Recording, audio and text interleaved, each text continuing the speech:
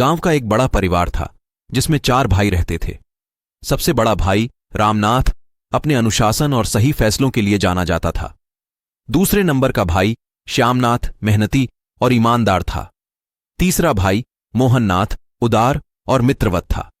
सबसे छोटा भाई राजनाथ अपने परिवार की तरह जिम्मेदार और समर्पित नहीं था। वह हमेशा अपनी मनमानी करता था और किसी की भी सलाह को नजरअंदाज कर देता था। रामनाथ के नेतृत्व में परिवार का व्यवसाय बहुत अच्छा चल रहा था। उन्होंने खेती और पशुपालन को नई ऊंचाइयों पर पहुंचा दिया था। श्यामनाथ और मोहननाथ भी व्यवसाय में हाथ बंटाते थे, लेकिन राजनाथ को काम करने में कोई दिलचस्पी नहीं थी। वह हमेशा अपने दोस्तों के साथ समय बिताता और अपने परिवार की मेहनत को नजरअंदाज करता था। एक दिन रामनाथ ने अपने भाइयों को एक बैठक में बुलाया। उन्होंने कहा, हमारी मेहनत से हमने बहुत कुछ हासिल किया है, लेकिन हमें और मेहनत करनी होगी ताकि हमारे बच्चे भी सुरक्षित भविष्य देख सकें। श्यामनाथ और मोहननाथ ने सहमति जताई, लेकिन राजनाथ ने तुरंत विरोध किया। मुझे यह सब बोरिंग लगता है। मैं अपनी जिंदगी जीना चाहता हूं, मेहनत करने में नहीं बिताना चाहता, राजनाथ ने कहा। रामनाथ ने उसे समझाने की कोशिश की। राजनाथ, हम सब परिवार के लिए काम कर रहे हैं। तुम्हारी मदद से हमारा व्यवसाय और भी बढ़ सकता है। लेकिन राजनाथ ने उनकी बातों को अनसुना कर दिया और अपनी मनमानी जारी रखी। उसने अपने दोस्तों के साथ समय बिताने और मस्ती करने का फैसला किया। एक दिन राजनाथ ने सोचा कि वह अपने दोस्तों के साथ शहर जाकर नया व्यवसाय शुरू करेगा। उसने अपने हिस्से की जमीन और संपत्ति बेच दी और शहर चला गया। रामनाथ, श्यामनाथ और मोहननाथ ने उसे रोकने की कोशिश की, लेकिन वह अपनी जिद पर अड़ा रहा। शहर में राजनाथ ने जल्दी ही महसूस किया कि वहां की जिंदगी गांव की जिंदगी से बहुत अलग है। उसे अपने दोस्तों की असलियत पता चली। वे सिर्फ उसके पैसों के लिए उसके साथ थे। जब उसका पैसा खत्म हो गया तो वे भी उसे छोड़कर चले गए।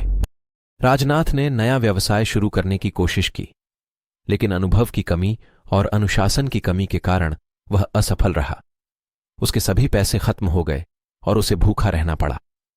उसने अपनी गलती का एहसास किया और सोचा, कितना अच्छा होता अगर मैं अपने भाइयों की बात मानता और उनकी मदद करता। वह निराश होकर वापस गांव लौट आया। जब वह अपने घर पहुंचा तो उसके भाई उसे देखकर चौंक गए। रामनाथ ने कहा, हम जानते थे कि तुम वापस आओगे, लेकिन हमें तुम्हारे इस हालत में देखकर दुख हो रहा है। राजनाथ ने आंसू भरी आंखों से कहा, भाइयों, मुझे माफ कर दो। मैंने अपनी मनमानी और जिद के कारण सब कुछ खो दिया। मुझे आपकी जरूरत है। रामनाथ ने उसे गले लगाया और कहा, तुम हमारे भाई हो, हम तुम्हें कभी अकेला नहीं छोड़ेंगे। लेकिन याद रखना, जीवन में अनुशासन और परिश्रम का महत्व है। श्यामनाथ ने कहा, हमारी मेहनत ही हमारी असली संपत्ति है। अगर हम सब मिलकर काम करेंगे तो फिर से सब कुछ ठीक हो जाएगा। मोहननाथ ने भी राजनाथ को समझाया, परिवार ही हमारी ताकत है। एक साथ रहने और काम करने से ही हम आगे बढ़ सकते हैं। राजनाथ ने अपनी गलती से सीखा और फिर से अपने भाइयों के साथ काम करने लगा। उसने इस बार मेहनत और अनुशासन को अपनाया। धीरे धीरे उनके व्यवसाय ने फिर से तरक्की की और राजनाथ ने अपनी जिम्मेदारी को समझते हुए अपने भाइयों के साथ कंधे से कंधा मिलाकर काम किया। इस कहानी से हमें यह सीख मिलती है कि मनमानी और जिद से कुछ भी हासिल नहीं होता। परिवार और परिश्रम ही हमारी असली संपत्ति है। जब हम सभी मिलकर काम करते हैं और एक दूसरे की मदद करते हैं तो जीवन में किसी भी कठिनाई का सामना कर सकते हैं। अनुशासन और मेहनत के बिना सफलता संभव नहीं होती।